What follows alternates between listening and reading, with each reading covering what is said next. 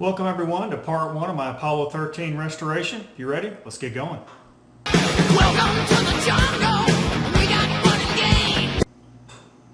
Alright, this is a video series on the Apollo 13 restoration.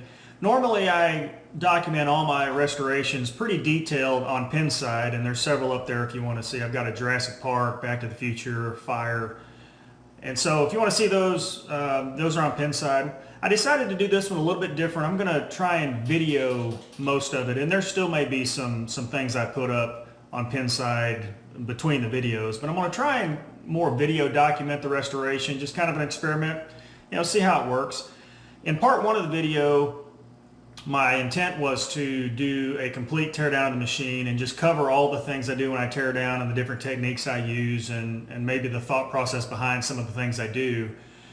But if you can kind of see up here, I'm a little bit out of commission. I had an accident and broke my ankle, had to have surgery. So just got the back box completely empty and tore down when this happened. And the playfield is actually still in the machine. And I'm 2 weeks of non-weight bearing from now, and then another 3 weeks of progressive increase.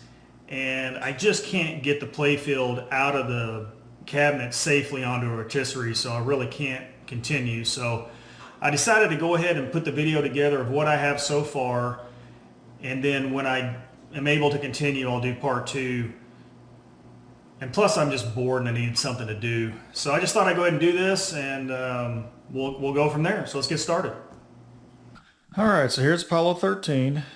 I'll give you just a quick overview of the machine. Overall in pretty nice shape on the cabinet. Really nice rich black color.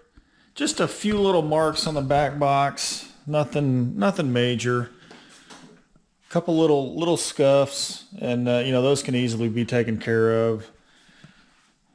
I've got one little interesting mark on both sides, exactly 19 3/4 of an inch back on both sides. I'm not really sure what caused that. You can't really feel it, so I'm a little confused on what might have caused that, but we'll see what we can do.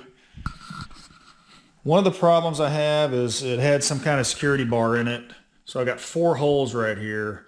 So I got to figure out some way to get those fixed, and not sure how I'm going to do it yet. I can't really use vinyl on this because of the shadow gradients, so I'll have to use some kind of water slide maybe. I don't want to re-decal this because it's in such nice shape. I'm afraid the decals don't have the rich black, and so I really would like to preserve the cabinet. So I've got a little work to do. I got one little bit of damage here. But, I can airbrush a lot of this stuff, and then when I clear coat, you won't even be able to see it. So it's just the stuff that's inside this graphics that's going to be a challenge. So we'll get to that when we get to it. The only big problem with this is I got a big gash right here that happened before I got it. And, really they did a fairly good job of fixing it, because unless you're looking for it, you don't see it. But it did take a little bit of the A. And of course you can see all the dot graphics in there. That's going to be a challenge to fix that. And then there's one spot here, which this is actually fairly easy to fix, because that can be fixed and then airbrushed black, and then when you clear it, you won't even see that. So this will be the biggest challenge, and of course when we get to the cabinet, we'll figure out how to do that. Translight's nice. Biggest problem with the playfield, the Mylar has already been removed before I got the machine. And I think that is what actually caused all this insert ghosting. They probably did it the wrong way and was pulling kind of up on it. And you can see all these inserts are just really ghosted really bad, where the clear is kind of detached. And then they actually have a little bit of a chunk out right there. So we'll have to fix that. And I'm going to try and probably inject clear under there to see if I can get that to work. If not, I'll basically have to cut all the inserts out and re-graphic them, but we'll figure that out when we get there. Rocket's in pretty good shape. We'll try and clean it up. I'll definitely recreate these graphics with vinyl, so you don't see the sticker part. You'll just see the USA and make it a nice flag. Then I'll probably try and do like a water slide there so you don't see the sticker. I'll see how it cleans up, whether I want to really get into totally repainting it or not. We'll see. May do a little light mod in the rocket motors. We'll see. And I may end up putting pin stadiums on this, and if I do that, I'll probably get rid of all these extra lights here.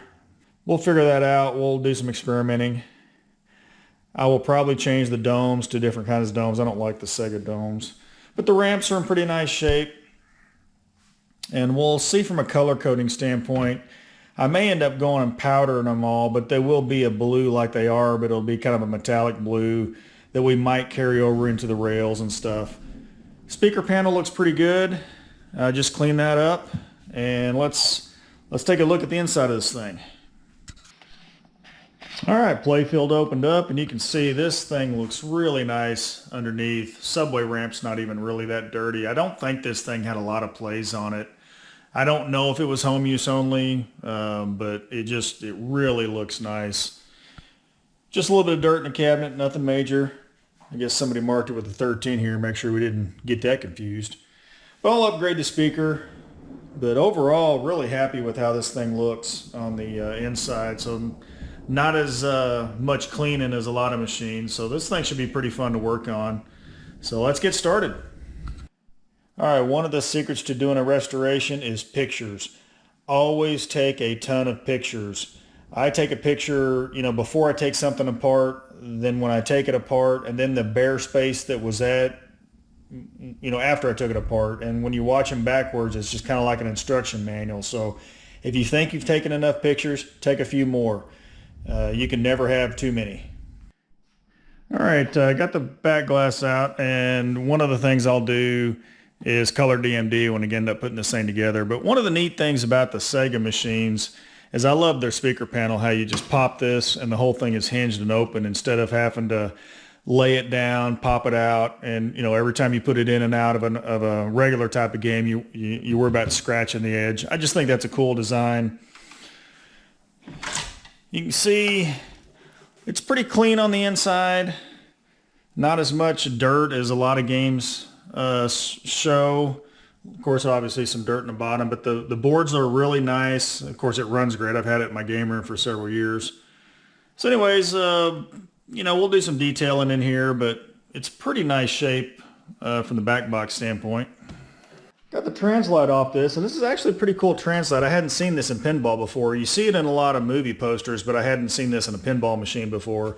But it's actually a double-sided Translight.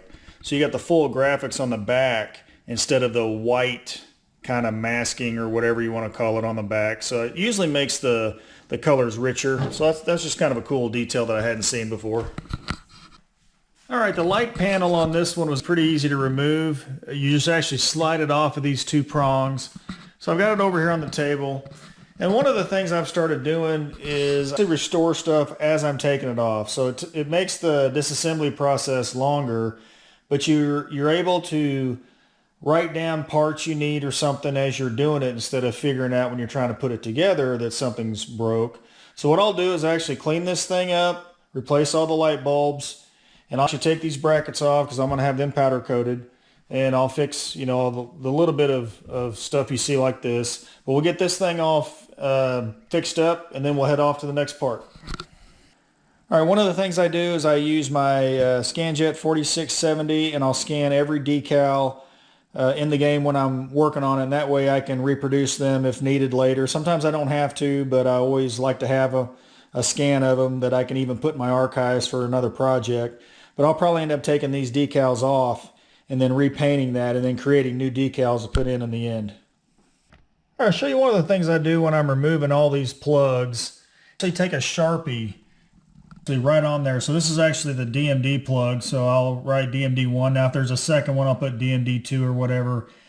And the cool thing about this is you don't have to, put any tape around them or anything. When you're putting the machine back together, you simply take a paper towel with alcohol and you rub that once, and all that comes right off and everything's nice and clean. But it's a good way to label stuff.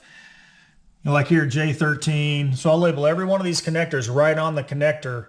And then what I actually might do is I might actually put a mark on these ones that are not used, so I don't get the machine put back together and wonder if anything was supposed to be plugged in. Of course, I have tons of pictures, but that's just some of the things I do when I'm taking it apart. but it keeps it real nice, clean. And then once, like I said, once you put the machine back together, you just take a little bit of rubbing alcohol and a paper towel, and that cleans right off, and you've got a nice clean look when you're finished. All right, I got the speaker grill out. This one I'm not going to restore yet because I'm going to add a color DMD when I'm done, and I don't have that yet. So instead of taking it apart, cleaning it up, then having to do it again, I'm just going to wait till I get the color DMD in and then go ahead and rebuild it. But what I am going to do now is I'm going to go ahead and do the speaker upgrade. These speakers originally pretty cheap, 4 ohm speakers. I mean, just a paper cone, really not that great. What I'm upgrading with is these Pile Blue Label 180 watt max power. These are the same speakers I use in my Jurassic Park. The bolt pattern is the same. I just had to widen the little tabs out just a hair. But I'm going to go ahead and upgrade the speakers, and then I'll rebuild the panel once I get the color DMD in. All right, now it's time to take all the boards out of the back box and all the accessories, all the wire guides and all that, and the metal box. So I'll mark all the connectors. And clean this box out. All right, got all the boards and all the wire guides out. Now I'm going to take the metal plate out of the back that all the boards are mounted to, because I'm going to have that powder coated. And so I'll scan that decal just like I did earlier before I send it off to powder, so I can recreate that decal, because I'm sure it'll tear up whenever I take it off. So we get that done. All right, so once I get the boards out, I end up wrapping them in static-free bubble wrap and then put them in one of these clear bins, and I set them on the shelf. I ain't got to worry about them until I'm ready to put them back in. All right, back box is completely stripped and removed, and we'll set it aside till we're ready to start restoring the cabinet.